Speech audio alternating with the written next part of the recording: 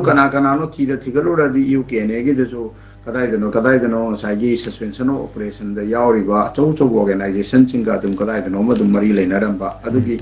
UK level ju suspension of operation the yawa group amani adugi commander in chief tuna gano tawi hai dana hujiksi ma si phare mana topa ko ani amalin khatame hare geng ko pu ani ji geng hari ji kamai to innocent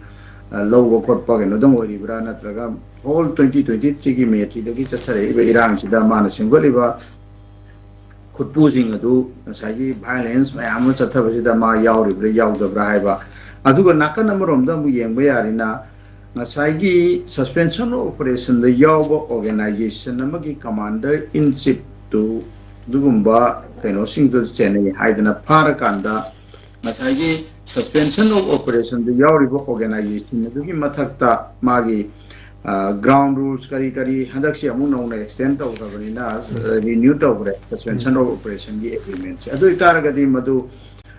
organization do oina accountable oiba gi pot yaudaba organization do oina responsibility fix to gi pot yaudaba se sina hayeng hangchit chu kana na khangni adum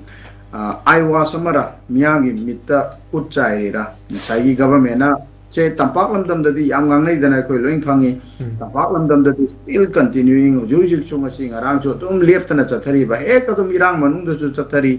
irang yam kalinge marakta keno khara lepagi wani tawriba thabak putau the government ki keno ki karino haibati chapchaba sengba sincere oidabagi transparent oidabagi keno ma yauri aduna hojiki tawriba potse chapchaba taseng na makoi gi matakta crackdown masagi suspension of operation dugi wangmada thabak torokpa khuding maksel loina mak action lokhatlani haidana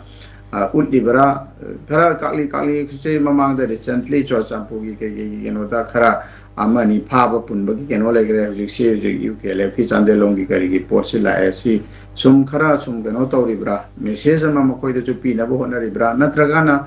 tampak gi miyam da singi sing KUKI singi mathakta jo khut thare moji miyam da khanariba makoi ji ngak sela makoi na tawning bangai tawhan badu tawhandre he haibagi ma tawnana ba tawrira haibasi adum amasu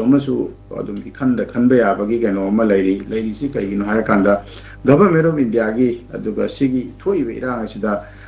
response aduga makoi gi stand si transparent oidabagi dumadi adum mami tari haidana dumain thongge